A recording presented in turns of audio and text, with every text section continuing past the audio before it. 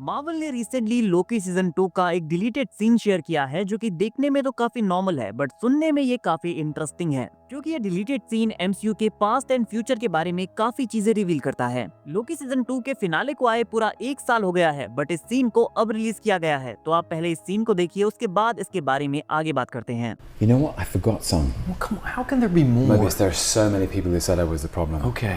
Nick Fury, Eric Selvig, Boar, Laufey, Amora. I mean, Jane Foster, Darcy Lewis, Maria Hill. We're going back a few years, but they're all there. Heimdall, Fandral, Volstagg, Hogan, Heimdall. You just said that. Heimdall was a big one. Okay, He got but very you can't upset. still, you can't repeat it. It's memorable. Absorbing Man. What about Donald Blake? They say him. Donald Blake is who Thor pretends to be when he goes to Earth.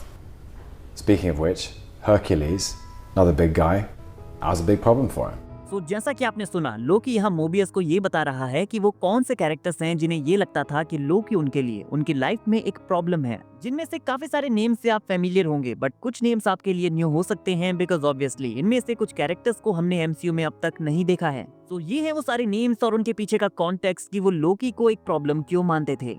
Shield director Nick Fury, and we all know कि Loki ने fury को कितना परेशान किया था। Scientist Eric सेल्विक को तो लोकी ने माइंड कंट्रोल करके एक पपेट की तरह यूज किया था। ऑडिन के फादर बोर का नाम भी वो यहाँ पर लेता है एंड अपने बायोलॉजिकल फादर फ्रॉस्ट जायंट्स के किंग लॉफी का नेम भी मेंशन करता है। जेन फोस्टर को भी लोकी ने काफी परेशान किया है, so it make sense. In fact वो डार्सी लुइस का नेम भी मेंशन करता है, तो इसका मतलब है कि डार्सी लुइस को भी वो अच्छी तरह से जानता था। मारिया हिल भी उसके टेरर की विक्टिम रह चुकी है। देन वो हाइमडल का नेम लेता है एंड 2 बार वो हाइमडल का नेम लेता है बिकॉज लोकी ने जो कुछ भी किया था हाइमडल ने वो सब कुछ देखा है। एंड वो अपने एसगार्ड की वॉरियर्स 3 फेंड्रल, वॉल्स्टैग एंड होगन के नेम्स को मेंशन करता है बिकॉज ऑब्वियसली थॉर मूवीज में उसने उन्हें भी काफी मुसीबत में डाला था।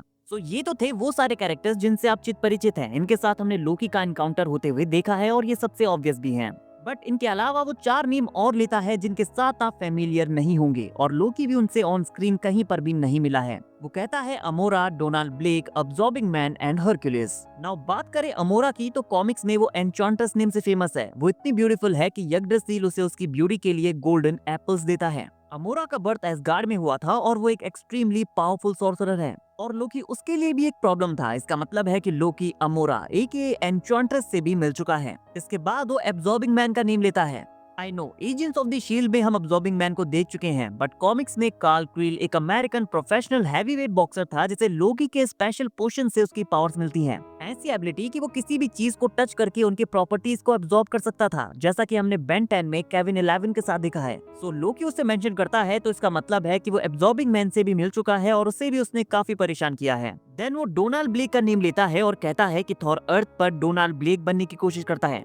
अगर आप नहीं जानते हैं तो डोनाल्ड ब्लेक एक्चुअली एक ह्यूमन होस्ट था जिसे ऑडिन ने थॉर के लिए बनाया था, तब जब वो थॉर को अर्थ पर बैनिश कर देता है, जिसके बाद थॉर अर्थ में एज अ डोनाल्ड ब्लेक के नेम से हार्वर्ड यूनिवर्सिटी में एज अ मेडिकल स्टूडेंट बनकर स्टडी करता है क्योंकि उसकी पास्ट मेमोरीज ऑडिन हटा चुका था। देन थॉर एक फिजिशियन बनता है और ब्लेक की बॉडी में 10 साल बिताने के बाद ऑडिन उसके माइंड में नॉर्वे जाने का एक आइडिया पुट करता है, जहां अल्टीमेटली उसे उसका हैमर वापस मिल जाता है। वो थॉर में बदल जाता है और उसकी मेमोरीज भी धीरे धीरे वापस आने लगती हैं। गाइस अगर आपको याद हो तो एमसीयू में भी जब शील्ड थॉर को कैप्चर कर लेती है तो एरिक सेल्विक उसे छुड़ाने के लिए इसी फेक आईडी का यूज करता है जिस पर थॉर का फेक नेम डोनाल्ड ब्लेक लिखा हुआ था। हालांकि मूवीज में उसकी डोनाल्ड ब्लेक वाले स्टोरी लाइन को पूरी तरह से फॉलो नहीं किया गया है बट यहाँ भी वो कुछ टाइम के लिए डोनाल्ड ब्लेक बना था। और लास्ट नेम है हरक्यूलिस जिसे हमने थॉर लव एंड थंडर के पोस्ट क्रेडिट सीन में देखा था। तो लोकी उसे यहाँ पर मेंशन करता है तो इसका मतलब है कि वो हरक्यूलिस के लिए भी एक प्रॉब्लम था, मतलब लोकी हरक्यूलिस से भी मिल चुका है।